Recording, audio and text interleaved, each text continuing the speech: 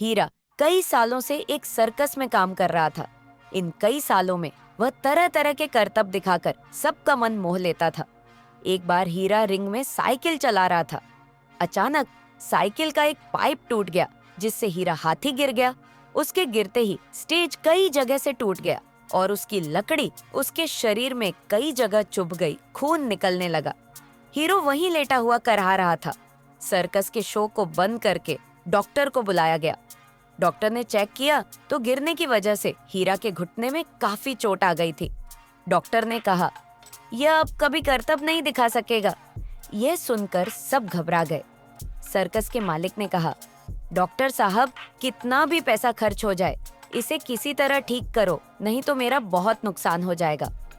Doctor ने कहा, अब यह घुटना टूट चुका है, कुछ दिन में ठीक तो हो जाएगा, लेकिन मुड़ेगा नहीं, करतब कैसे दिखाएगा। हीरा को बहुत परेशानी हो रही थी। किसी तरह उसे उसके बाड़े में ले जाया गया।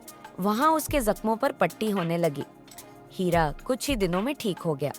एक दिन उसने खड़े होने की कोशिश की, लेकिन घुटने के ऊपर वजन आते ही वह करा उठा। अब हीरा हाथी केवल एक जगह बैठा रहता था। डॉक्टर ने उसे चलने फिरने से मना किया था। एक दिन होटल के मालिक ने एक बड़ी सी गाड़ी बुलाकर उसे जंगल में छुड़वा दिया, क्योंकि वे अब उसे बैठाकर खाना नहीं खिलाना चाहते थे। रात को उसे जंगल में छोड़कर सब वापस चले गए। हीरा हाथी जंगल में एक पेड़ के नीचे पड़ा था। वह वहीं सो गया। सुबह जब उसकी आंख खुली तो उसने देखा जंगल के कई जानवर उसके आसपास खड़े हैं। हीरा हाथी बहुत खुश हुआ। उसने सूंड उठाकर सबको नमस्कार किया। तभी उसमें से एक सियार बोला, तुम कौन हो और हमारे जंगल में कैसे आए? हीरा हाथी ने कहा, भाई, मैं सर्कस में काम करता था, मेरे पैर में चोट लग गई। अब मैं करतब नहीं दिखा सकता, इसलिए उन लोगों ने मुझे यहाँ छोड़ दिया। सियार ने यह सुनकर कुछ सोचा, फिर बोला, ओहो, तो तुम शहर के रहने वाले हो। देखो, तुम्हारा और हमारा कोई मेल नहीं है। तुम्हारे कारण हमारे जंगल का माहौल खराब हो जाएगा। हम शहर वालों से नफरत करते हैं। वहाँ के शिकारी कभी भी आकर हमारा शिकार करने के लिए घात लगाकर बैठ जाते हैं। इसलिए तुम हम सबसे दूर रहना। जंगल में कोई भी तुमसे दोस्ती नहीं करेगा। सभी ने सियार की बात का समर्थन किया। हीरा से कोई भी बात नहीं करता था। हीरा हाथी कुछ दिन ऐसे ही पड़ा रहा। वह काफी कमजोर हो गया था। फिर एक दिन उसने खड़े होने का फैसला किया। हीरा हाथी ने एक पेड़ की डाल को अपनी सूंड से पकड़ा और बाकी 3 पैरों पर खड़ा हो गया। उसके बाद उसने चोट लगे पैर को जमीन पर धीरे से रखा। हीरा हाथी को दर्द तो हो रहा था, लेकिन पहले से कम हो रहा था। वह धीरे धीरे जाकर अपना खाना ढूंढने लगा। खाना मिलने से उसमें ताकत आने लगी, लेकिन जब भी उसे कोई जानवर दिखता, वह मुंह बनाकर दूसरी ओर चल देता था। हीरा हाथी एक दिन दोपहर को बैठकर आराम कर रहा था। तभी उसने सोचा, इससे तो सर्कस में अच्छे थे। वहाँ सभी जानवर अपने अपने पिंजरों में रहते थे, लेकिन एक दूसरे से बात तो किया करते थे। अगले दिन वह फिर से जंगल के बीच में एक नदी के किनारे गया। वहाँ कुछ जानवर पानी पी रहे थे।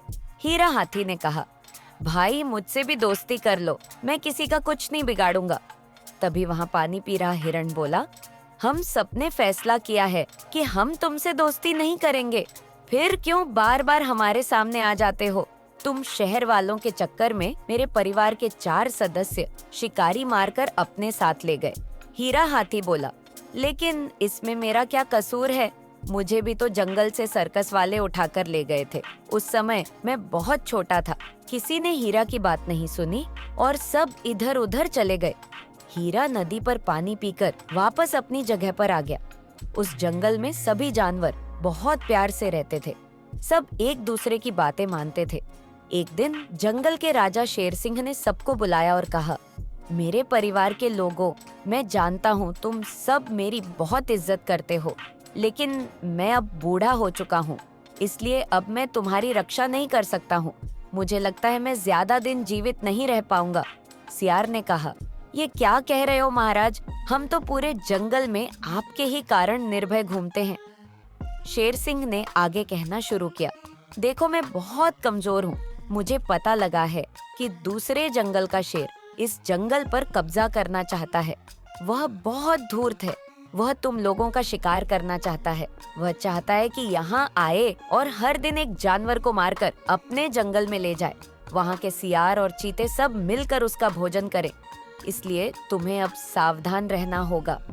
ये सुनकर हिरण बोला, महाराज, हमारी रक्षा कौन करेगा? शेर सिंह ने कहा, तुम सब मिलकर रहना, क्योंकि अब हमारे जंगल में कोई भी शेर नहीं बचा है जिसे मैं अपनी जगह दे सकूं। सभी जानवर बहुत परेशान हो गए। अगले दिन से सभी झुंड में निकलते थे। लेकिन एक दिन शेर सिंह मर गया। उसके मरने की खबर जब आसपास के जंगलों में पहुंची तो कई शेर उस जंगल पर कब्जा करने का प्रयास करने लगे। एक दिन पीछे वाले जंगल से एक शेर आया और एक हिरण को गर्दन से उठाकर ले गया। इससे सभी जानवर बहुत डर गए। हीरा हाथी को भी यह बात पता लगी। वह बिना किसी को बताए जहाँ से पिछला जंगल शुरू होता था वहाँ जाकर खड़ा हो गया। कई दिन बीत गए। हीरा हाथी वहीं खड़ा रहा। सभी जानवर उसे देख रहे थे। एक दिन वहीं शेर फिर से शिकार की तलाश में जंगल में घुसने की कोशिश करने लगा। तभी पेड़ के पीछे से हीरा हाथी निकला। उसने शेर की पूंछ को अपनी सूंड में लपेटा और शेर को चारों ओर घुमा दिया, फिर एक ओर फेंक दिया। हीरा हाथी के इस काम से शेर को बहुत चोट लगी। वह कराहता हुआ वापस भाग गया। जंगल के सभी जानवर हीरा के आसपास इकट्ठा हो गए। सियार बोला, भाई, तुमने हमारी जान बचाकर हम पर बहुत बड़ा एहसान किया है। हीरा हाथी बोला, एहसान कैसा? आप सब मेरे घर के सदस्य हो। यह जंगल हमारा घर है। कोई भी मेरे घर में घुसने की कोशिश करेगा तो ऐसे ही मार खाएगा। सियार ने कहा, हमें माफ कर दो। हमने तुम्हारे साथ बहुत बुरा व्यवहार किया। आज से तुम हमारे राजा हो। हीरा हाथी बहुत खुश हुआ। वह अपनी सूंड उठाकर सबसे प्यार करने लगा। उस दिन से जंगल में सभी उसके दोस्त थे। दूसरे जंगल वालों को जब यह बात पता लगी तो वो कभी भी उस जंगल में घुसने की हिम्मत नहीं कर पाए।